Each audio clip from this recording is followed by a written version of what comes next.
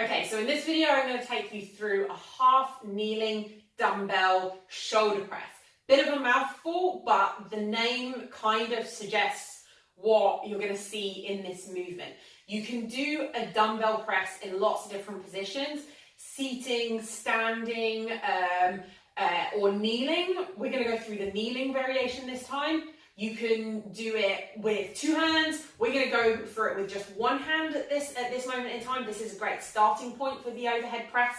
And you can also do it with a barbell or with a dumbbell. We're going through the dumbbell variation this time. So the first thing we want to do is talk about our base. So you want to get into a position as though you're proposing to someone. Those of us that are a bit more snowflakey with our knees might need a pillow to put under that knee, other that hurts on the floor a little bit.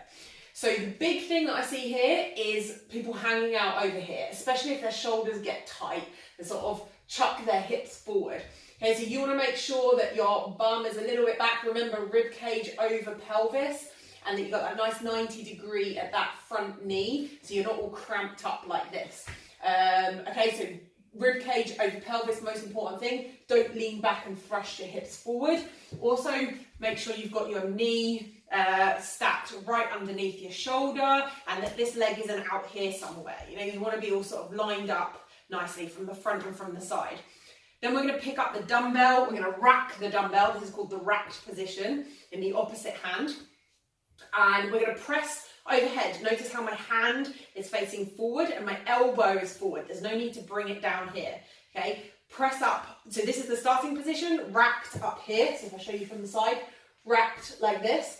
And then the finish position is up overhead. Oh, not looking forward, I'm a bit wobbly. Okay, so start position is down here, elbow forward, and press up overhead. Notice how the dumbbell, my shoulder, my hips, and my knees are all in line. Okay, so there's no need to do something like this, which is what some of you will do if you have tight shoulders, and we'll talk about that in a minute. Okay, so you kind of want to press your chest just slightly forward.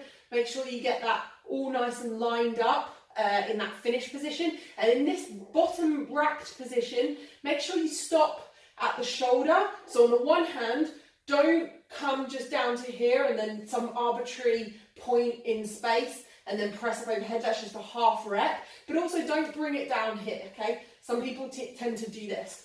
No need to do that. Start at your shoulder, finish racked up over here. If you have tight shoulders, you're going to get a little bit stuck over here. You're going to, or you're going to cramp up, like you're going to do something like this. Okay, so at the same time, we're going to want to work on opening our shoulders. We've probably gone through this a lot with some mobility work, but two really great drills to open those shoulders up if you are struggling with shoulder mobility. One is a downward facing dog.